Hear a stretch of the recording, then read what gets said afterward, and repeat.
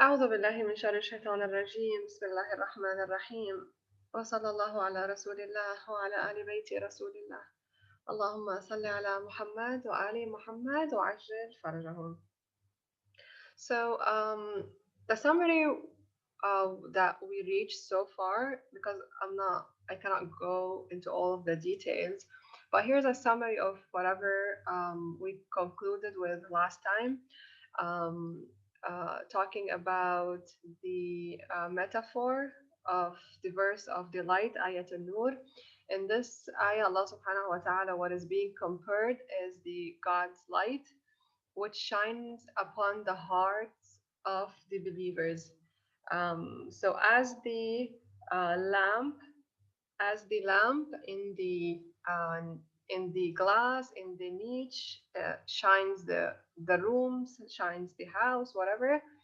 Uh, it's the same God's light that shines upon the hearts of the believer. So it is compared to a light that shines from a glass, which is placed on a lamp in a niche that is fueled by a pure and virgin olive oil. And the light of this lamp, which glows from the glass and the niche, is focused and directed at its seekers, and it is the highest degree of strength and excellence. So, as the lamp in a room, in that niche, lights that room, this is how Allah subhanahu wa ta'ala guidance upon the heart of the believer. That light will be a kind of a lamp that lightens the way of that believer, lightens his soul, lightens his actions, lightens everything. So, as just a quick reminder, the niche indicates the focus and concentration of the light. It is centered in the niche and then illuminates the entire house. That's why the importance of, as we said, the niche being the chest of the believer, that this chest will be illuminated with Allah subhanahu wa ta'ala's light. It's not just that the light will be just as a just a lamp in just a tiny place. No, all the niche will be illuminating the entire house. So also the olive oil being from a blessed tree, which is neither from the east nor from the west, it signifies the purity and the excellence of the oil. And remember, we said the oil is the divine revelation that Allah subhanahu wa ta'ala gives us. And if we just take from this revelation as a fuel, then the lamp will be lit, and then the glass will be shining and the light will be shining. So also we talked about the light upon light, that it signifies the strength and intensity of the light. So this is the light of Allah in the believer's heart. It lights all their entity and being. So that's why you will be able to tell a good believer, or like you will be able to know if you are a good believer or not, from how much you are making use of your iman. How much your iman is genuine is usually reflected by the actions that we do. So our souls, our entity, our being, our words, our talks, our actions, they reflect the amount of light that we have in our heart. So this is what we talked about. This is the summary of last time. So the origin of this light is the heart of the believer, and then it strengthens and increases until it appears upon their faces, their limbs, their bodies, even their cloth, even their lives.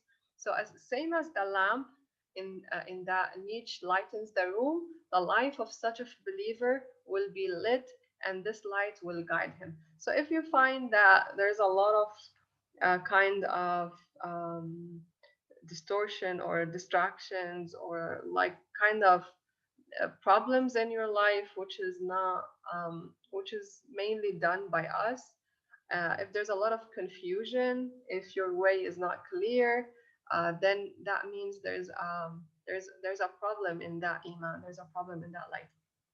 So we will continue with the rest of the ayah, and this is the new part. We didn't cover this last time.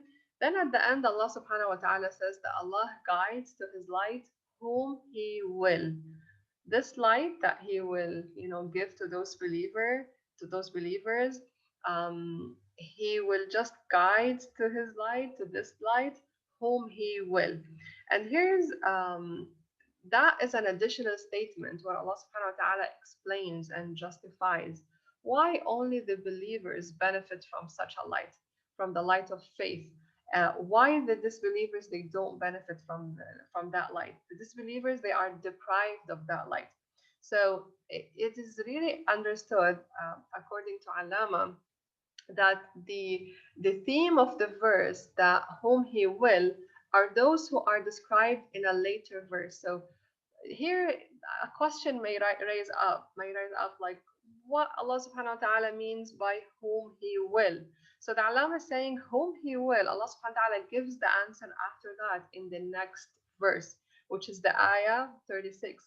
He says, the whom he will are those who are described in ayah 36, men who neither merchandise nor selling diverts from the remembrance of Allah. رجال لا تلهيهم تجارة ولا بيع عن ذكر الله. Those whom he will, which Allah subhanahu wa ta'ala guides them, are those men, that described in the other ayah, which we are going to talk about more in next sessions. So those whom he will refer to the believers who are perfect in their quality of faith. It's not just any believers. So here a question may before this question. So the meaning is that it is God's will to guide to His light only those who are characterized by a perfect belief, not those who have chosen disbelief. Both of those disbelievers, they are going to be described later. Allah Subhanahu wa Taala is going to talk about in the next part after that. He's talking about those believers, how they have light upon light. He's going to talk about the other part, which are the disbelievers, and he's going to say like darkness upon darkness. So this from this last section of this ayah, we can say that Allah subhanahu wa ta'ala will take into account the qualities and the characteristics of the individuals. Because here a question that someone may ask, if Allah subhanahu wa ta'ala guides whoever he wills, it means that Allah subhanahu wa ta'ala chooses, he can choose anyone according to his own knowledge and according to his own wisdom or whatever. And he favors one over the other, for example. So what is the criteria that Allah subhanahu wa ta'ala chooses? Is it just that like kind of random thing? He just chooses based upon whom he loves more, or what is the criteria? So some people, they may think that all of the ayat where Allah subhanahu wa ta'ala in the Quran, he says, um, guides whom he wills, whom Allah wills, it is just because Allah choose specific people among others. But here the answer is that Allah subhanahu wa ta'ala will take into account the qualities and the characteristics of the individuals. So it is based upon your own quality, your own characteristic. Either you can be chosen to be part of those who have this special light or not.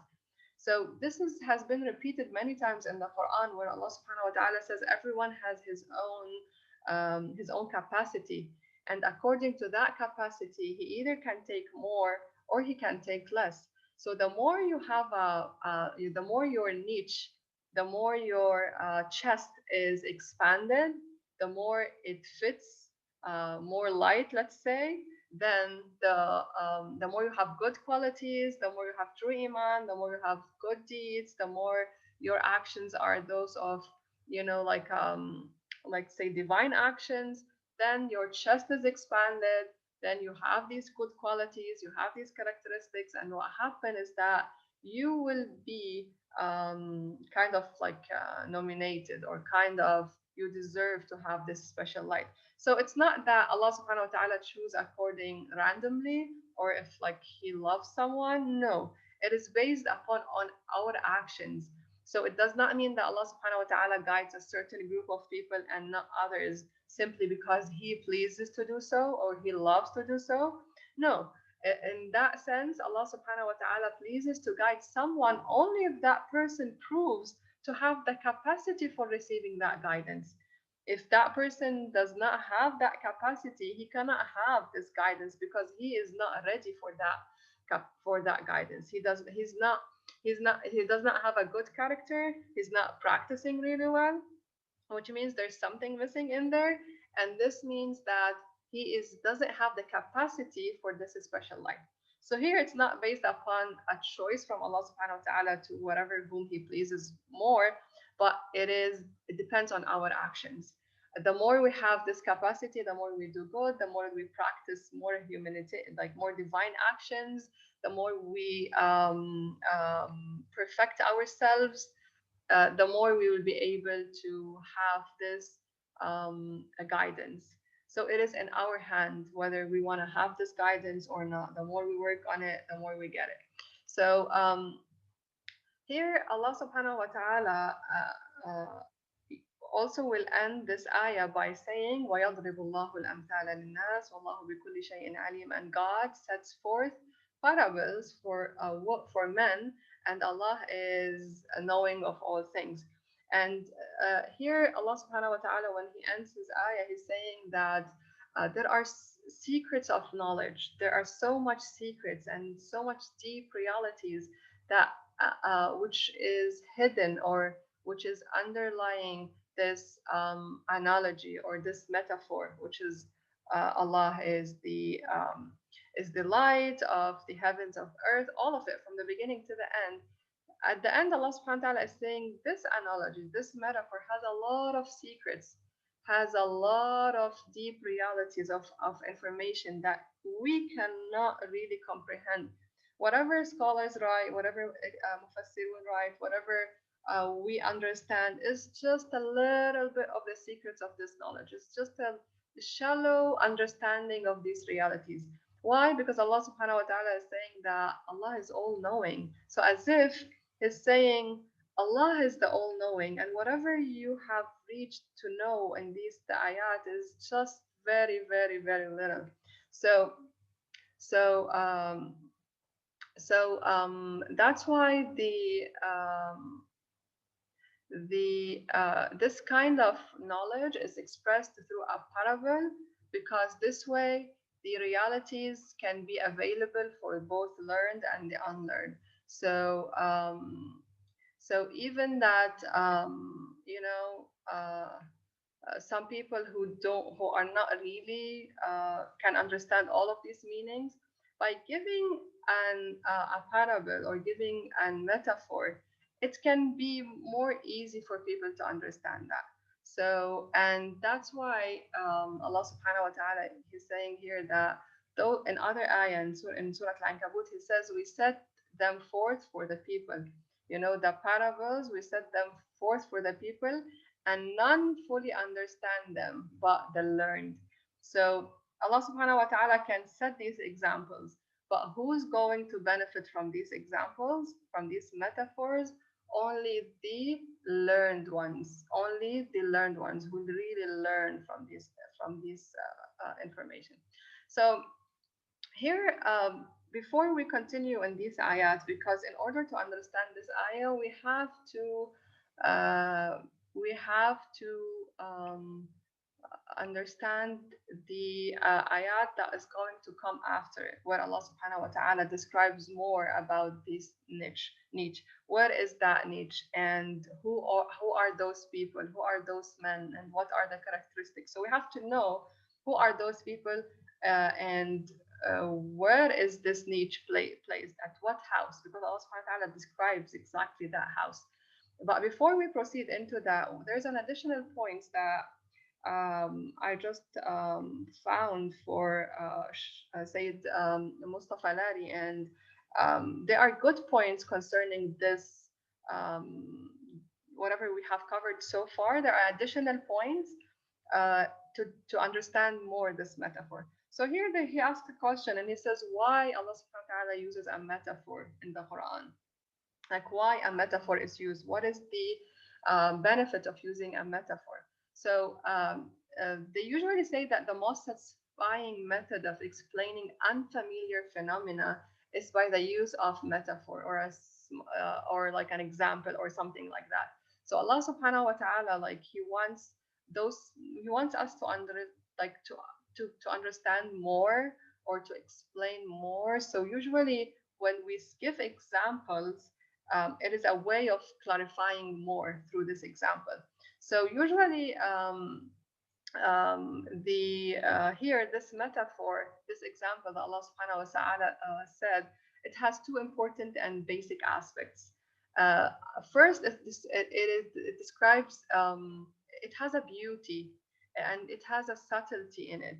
And usually, I don't know if you noticed, but just by understanding or just by trying to understand what is a niche, what does it mean that a niche is a, like at the beginning we try to cover the meanings of those and then what do they mean. And then, niche is a chest, glass is the heart, lamp is the light. So there's a beauty in here in that metaphor, and usually this beauty makes the heart of the listener incline to the object which is being described. And this is one of the functions of the metaphors, and that's why metaphors are used in the Quran more than one time. And this is what Allah subhanahu wa ta'ala says, that metaphors in the Quran are for people to learn, to explain more about them. So also, when we give a metaphor or an example about something, it become more better known to the listener. So he will understand more through it. So the verses above, which is the ayat of the eye of the verse of the light, falls under that category, where only the category of metaphors, where only to the extent of the reach of the intellective faculty of man. And this is really an important point, that okay, we, whatever I have just pasted here is just some of the opinions of some scholars, but this doesn't mean that we now know 100% what is the objective of Allah subhanahu wa ta'ala.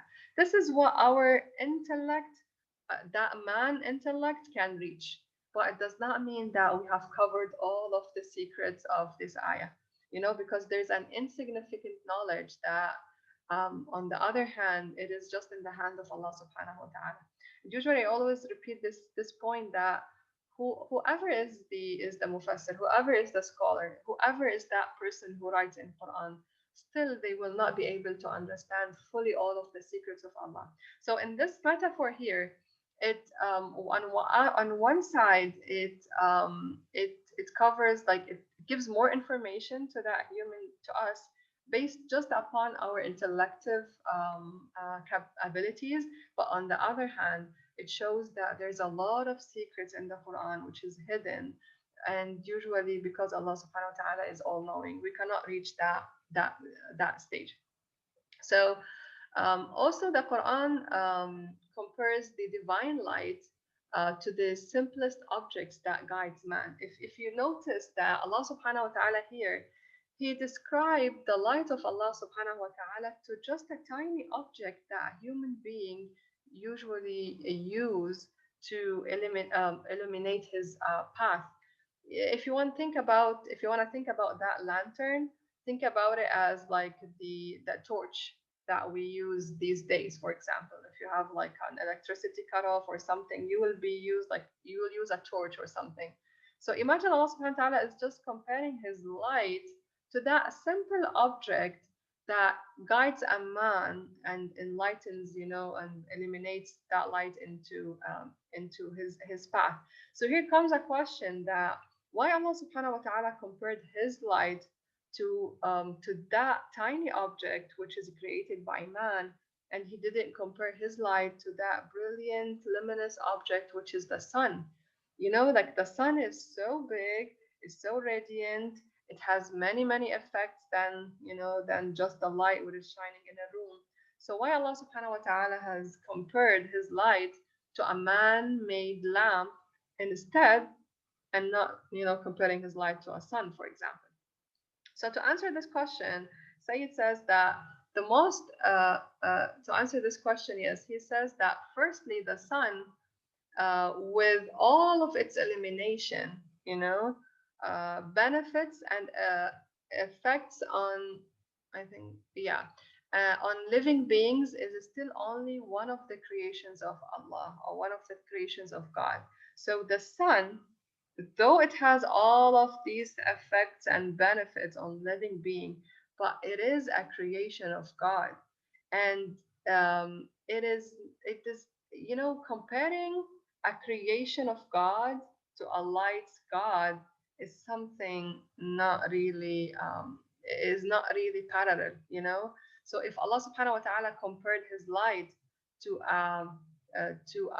the sun, it would indicate something low from the side of Allah subhanahu wa ta'ala, from the side of the creator. So he created sun. He is the creator who created sun. So how come he compares his light to a light of something that he created? I don't know, but it makes so sense for me. So that's why um, if Allah subhanahu wa ta'ala wanted to compare his light to the light of the sun, it indicates that, you know, there's it's not a fair comparison to compare that someone who created something compares something for him, you know, uh, in comparison with something that he created. If he created something which means that he's above that creation, he cannot be on the same level of that creation. So that's why it is more it's more logical, it's more sense that to compare his light to something that is made by human beings, because it is made by human beings. It's a creation of a human being, so it's not that he's comparing himself with something that he created. So at the first, when I was thinking about it seems a little bit confusing, but just give it a little bit of thought. You will be able to see that, yeah, it is not fair that Allah subhanahu wa ta'ala, compare himself, his light, to something that he created as a sun. So the other part of it is that usually the sun, um, you know, um, everyone benefits from the sun. A believer, unbeliever, every human being, irrespective this of the beliefs of this human being, they benefit from the sun. They get the same benefit, and this is from the mercy of Allah Subhanahu wa Taala, that the sun, um, everyone will benefit from it. But here we have mentioned that this light, only who benefit from this light are the believers. So when the brilliant light of Allah Subhanahu wa Taala, you know, eliminates, is just this type of specific light is going just to eliminate on the pages of the hearts of the believers, and it's going to polish the minds and the beings of those believers, but it is not going to shine upon all the human beings, including the disbelievers. So here, if you want to say like why Allah subhanahu wa ta'ala didn't compare it to the sun, because the sun, everyone benefits from it, but Allah subhanahu wa ta'ala's light is not everyone will benefit from it. And here we're not talking about the light of general guidance. You have to know that we are talking about the special light, the special light which is given to the believers, not the initial light which he gives to everyone. No, that's the special type of light. So here's another question, is that, why Allah subhanahu wa ta'ala has compared his light to a lamp, despite it being an object designed by a man. And moreover, its light can only illuminate a very limited area, while the sun illuminates and shines over, large areas.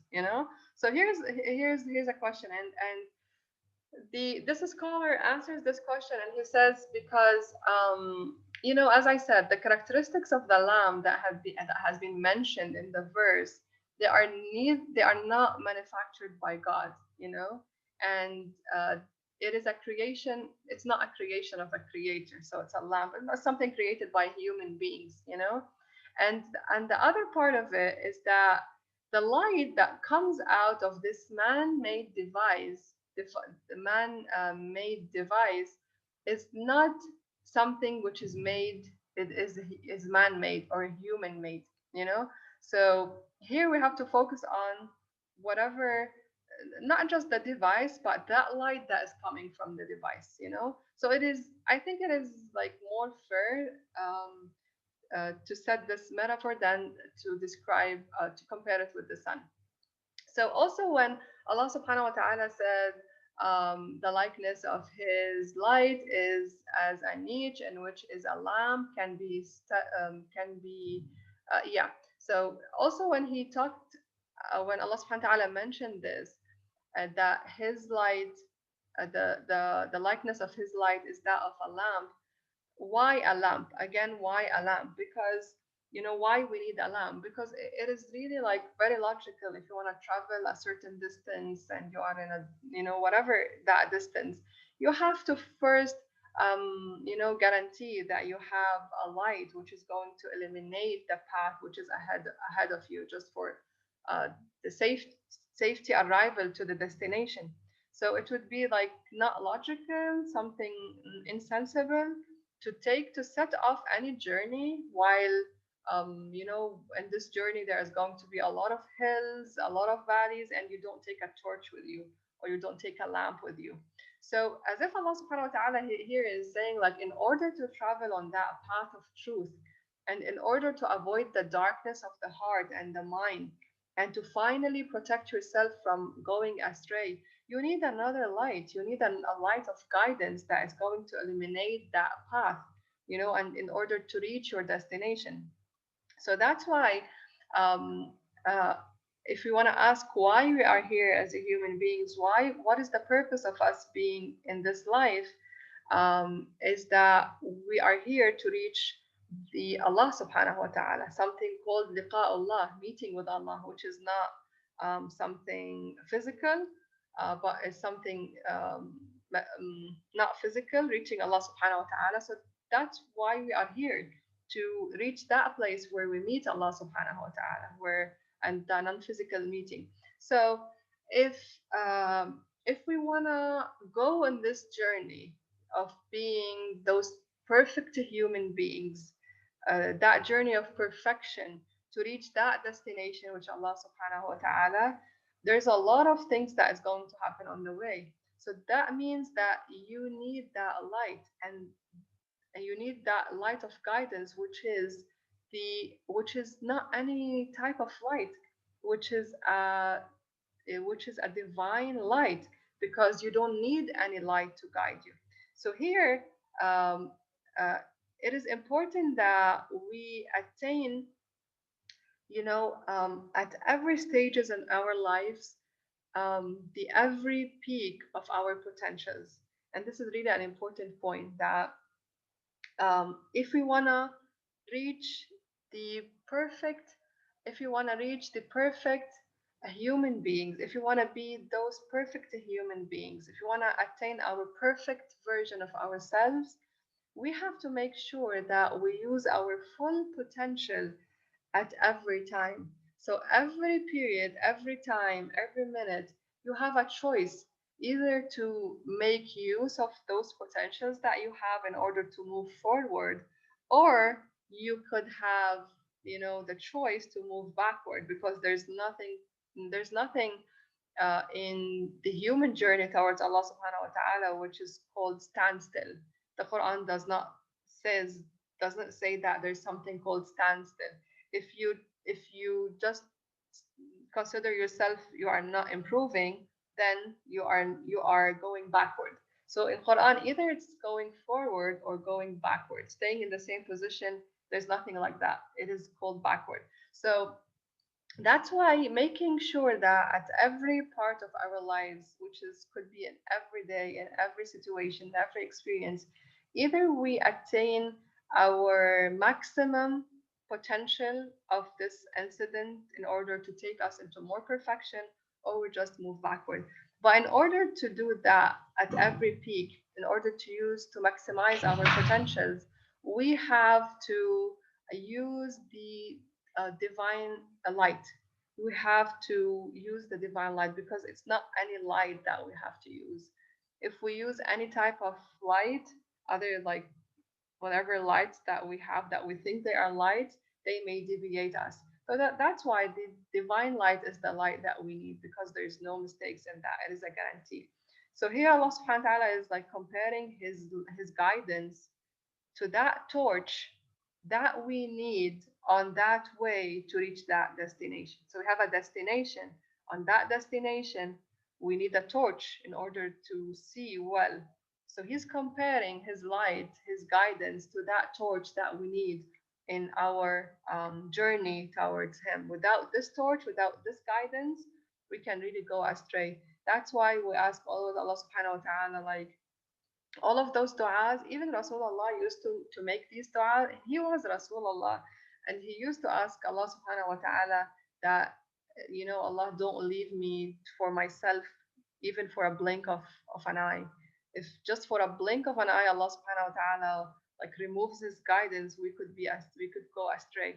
So that's why we always have to rely on his guidance and not on our, let's say, strength, because we are not strong enough to do this by ourselves. We always need his help. We always need his guidance. The moment we think we know, the moment we think we could do it by ourselves, the moment we think we are not in need for Allah subhanahu wa ta'ala, it is the moment of failure. It is the moment that we failed. So here's another question: is that about the glass, and we said that the glass, it may resemble the heart of the believer. And that glass, what was the function of the glass? If you remember, it protects the lamp. Because if that glass is on the top of the lamp, then is to protect it from the forces of wind and storm. Whatever it could do with that light. Maybe a strong wind, a strong storm can just put the light off. So it acts as a protective device against any element that could come from external. So here also, um, we can conclude that the purpose of this glass is to make this light continuous, to make this light always there is light. N- to protect this light from the wind and storm, so that this light is always continuous.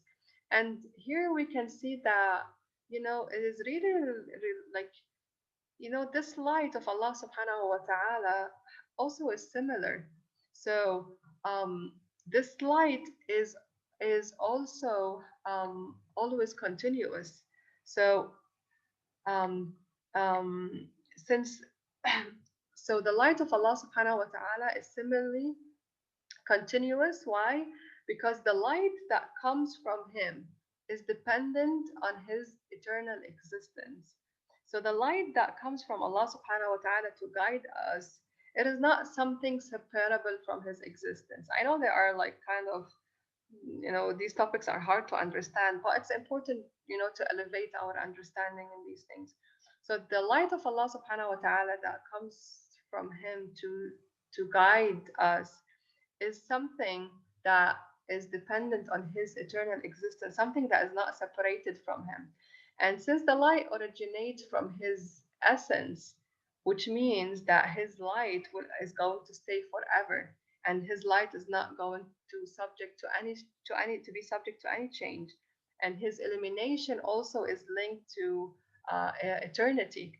So because his light comes from his eternal existence, which means his guidance also is going to be eternal, you know? And this can, we are just here trying to make a connection with the glass, because the glass protects the light, protects the lamp from being, from having a cut off light or anything like that, you know? So why, this glass is there to protect. So it's the same thing. The light of Allah subhanahu wa ta'ala will always be there because it is something that is linked to his existence.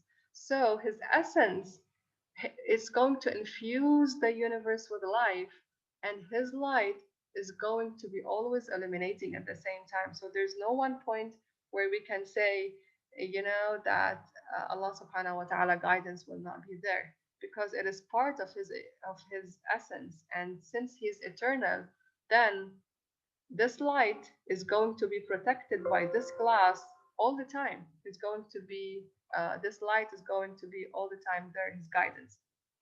So also, um, if we also have another um, kind of comparison, or another kind of connection that we can make, that Allah subhanahu wa ta'ala in the Quran, he says that certainly we created man, and this we are nearer to him than his live vein, or than his jugular vein. We know that Allah subhanahu wa ta'ala is so near to us, that he's near to us more than we are near to ourselves, like we are close to ourselves. So here, this is the function also, this is the relation between the light, and which is the lamp, which is the lid, and the glass. You can see how much the glass, which is the heart of the believer, is very close to the lamp, which is inside, which is that part which is lit in, So here, the more we have a pure heart, the more our heart is closer to that light, to Allah subhanahu wa ta'ala, the more we can benefit from this light. That's why Allah subhanahu wa ta'ala does not look into our faces. He does not, He does not give us ranks according whom we are, or like how much money we have, or what is our status in society, or how much um, material things we have. Allah subhanahu wa ta'ala, He looks into our hearts. So if we have a pure heart, which is free from envy, free from, backbiting, free from hate, you just sleep that, every night without having any hate for others, any envy, you didn't backbite, you just want to do good in life. This is all what you want. So your heart is pure, your heart is clean. The more you have this, which is the glass, the more it's going to be close to the light, which is the lamp. So this is really important. How much we are closer to Allah subhanahu wa ta'ala depends on how much we have a pure heart. And this is all the story. If I wanna just conclude, we can say that even if we look into the Quran focuses so much into on the heart. In every ayah that he talks about, meeting Allah subhanahu wa ta'ala, he talks about the heart. إِلَّا مَنْ أَتَى اللَّهَ بِقَلْبٍ سَلِيمٍ. Like, who's going to meet Allah? Allah is here saying, you know, we we have to meet Allah subhanahu wa ta'ala with a pure heart. So Allah subhanahu wa ta'ala, mainly he's concerned about the heart. This heart has to be clean, pure, and not just from any moral imperfection, but also from any kind of idol in our hearts, which is not Allah subhanahu wa ta'ala. So with anything which is not Allah inside our hearts, we have to clean that heart. And the more we clean it, the more it is pure, the more we are more near to Allah subhanahu wa ta'ala. So that's why there's one scholar who someone had asked him that, how can I know if I am a good believer? How can I know that I am on the right track or not? And I think all of us ask this question, like, how can I know that I am on the right track? Like, if someone tells me that yes, you are on the right track, I won't believe him. Most of the time, they just fake it, or they have any kind of, interest. So how do we know that we are? So this Alama here, Alama Tahrani, he's answering based upon the answer of his father, which he was one of our great mystics and Arafa and scholars that we have. So he says, how much you pray, how much you do ibadat, how much you read Quran, how much you do dua, how much you do tasbih is not the real indication of how much you are close or how much you are on the straight path. It says, if you want to know yourself, if you are on a straight path, or if you are on a straight path or not, just look into your heart and see how much you have in your heart love of being a good human being. In your heart, you love to be that. I'm just rephrasing, it's not his actual words. So, how much you have in your heart love for being a good human being. So how much you have in your heart love for good virtues and good akhlaq and good morals. If you see your heart loves good akhlaq, good morals, he loves pure things. He loves rightness. He loves honesty. He loves purity. He loves pure places. Then you are on the straight path. If you look into your heart and you see that this heart loves backbiting, loves envy, it's dark. You don't love these things. You don't love that those things that comes from the word of purity. You don't love them. You know, you don't want them. You don't really care about them. Then you are not on the right track. Then so it's not about how much amal or ibadat we do, because in life we have many responsibilities, and usually ibadat is something easy to be done. You can just stand and say in few words, and but it's not an indication. So the heart is the indication. That glass is an indication how much it is pure, how much you love good things, how much you love to help, how much you are merciful to others, how much you have a soft heart, how much you are more merciful with your kids day by day, how much you are merciful with people, how much you like to help people, how much you have love of good in your heart, how much you don't like to hurt, how much you really take care of the words that you say because you don't want to hurt others. All of these good features indicate that you are on the straight path, and it's not how much actions you do. So here we continue that, because the closer a light is to a person, if you have a torch which is in your hand, the more you will be able to benefit from that torch. And it's the same thing. The more you are closer to a human being which is full of light, the more you are closer to the source of light, the more you get closer to Allah subhanahu wa ta'ala, because He's the source of light, the more you are going to benefit from that light. It's exactly the same. You are holding torch in your hand, and that torch is really focused on the steps that you are making in front of you in a dark night. So you are going to benefit from that torch. So imagine that you have a torch in someone's, in other hand. So it's not going to be focused into your own way. You're not going to be benefit from it the most.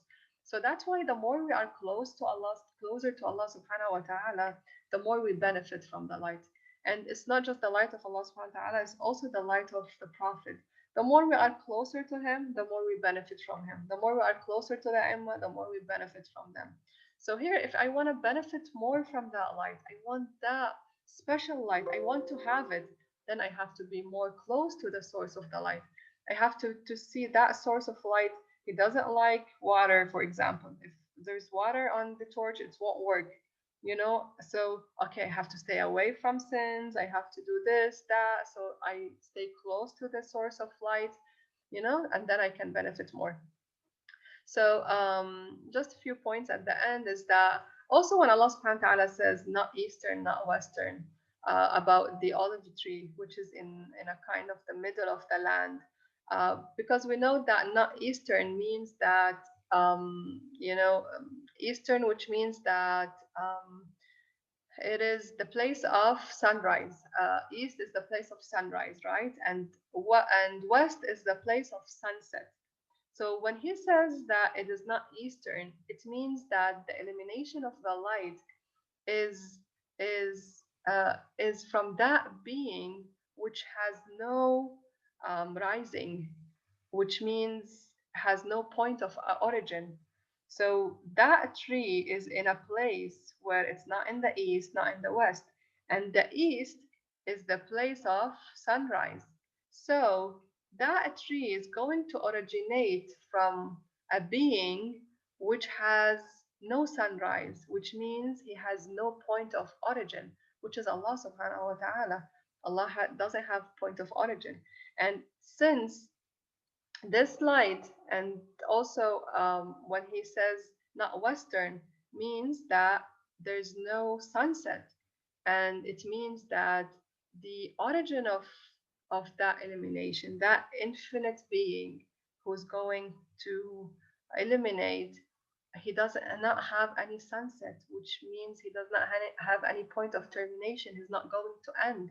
And this also gives us a point that this infinite being who is going to eliminate that light is eternal, because he does not have any point of origin, and he does not have any point of termination. He's not Western. He does not have a West. He does not have a East. You know, so he's eternal. And just as the creator of the universe is eternal, also the elimination that flows from this source is eternal. So his light, his guidance will be eternal. That's why if we have Allah subhanahu wa ta'ala's light, if we have him on our side, we have everything. And that's the meaning of true guidance, and that's the meaning of true happiness. True happiness means that if you have Allah subhanahu wa ta'ala, you don't need anything else. And that what happiness means, that you don't need anything else. You are just satisfied with him. So because he is eternal, his light is going to be eternal. There's no east, there's no west, there's no sunrise, there's no sunset, which means eternity. So there are just additional points which may also be included in the meaning, because as I said, there's a lot of secrets hidden in those ayat. So it's not like just one scholar said, no, it's like could be many, many things at the same time. So so also the because it's not Eastern, not Western, um, this is the same thing as reality, because the we know that the elimination of reality, the elimination of the truth, the elimination of the light of Allah subhanahu wa ta'ala is not just in a special land. So that's why when you read this ayah, you should not be confined with the place. Like, okay, Allah subhanahu wa ta'ala is just pinpointing to a specific territory, as some scholars said, like it's Palestine or Syria or those places where they have a lot of olive trees. No, the here we are talking about every land, because the light of Allah subhanahu wa ta'ala reaches every part of existence. That's why the radiance of his light is going to be continually illuminating on each atom in this cosmos, every place in this world and in the other words, and the words that we don't know. So it's not just a geographic reference, because Allah subhanahu wa ta'ala is free from such constraints. So we should know that his light is everywhere, his guidance is everywhere. Also, every light that exists in the universe, when Allah subhanahu wa ta'ala talked about that his oil is like it's going almost to be lit to give light, even though it's not touched. And we know that in order to light something, you have to put fire on that light. But here, since Allah subhanahu wa ta'ala is saying that, that this oil is so bright, and it's just, lit by itself, even without no fire touching it, you know? And we know that every light that exists in the universe has that feature, that in order to become luminous, it requires a spark. You have to spark it to initially set that light. So the factor that sets that light is just for these materialistic things. But for Allah subhanahu wa ta'ala, his light is independent of every factor. That's why here he said, like, the oil where of almost is going to give that light, though no fire has touched it. Why? Because the light of Allah subhanahu wa ta'ala is independent on any factor. He does not require any spark from the view that, why? Because his light originate from his essence. So it's not, we have always to remember that his essence is not something which is separable from his attributes. Like we have Allah and he is a mix of attributes. No, his essence is one. So since he is independent, also his light is independent, because he is an independent essence which is eternal, and his light originates from this essence which is also eternal and which is independent. So the light of Allah subhanahu wa ta'ala, since it comes from his essence, it is going to be independent on, it does not require a spark or anything like that. And when Allah subhanahu wa ta'ala says light, these are the last words. So just be patient for a second. So light upon light, and as we as if you remember, we said it does not signifies that it is a double light or it's a multiple of light. No, what we said about light, it means that there's no absolute or no limit or boundary for his light. You know, it does not mean that two lights upon each other. So how can a human being benefit from this light upon light? How can I know like what is the degree of the light upon light that I'm going to take? It depends on on the capacities of the recipient, which is us.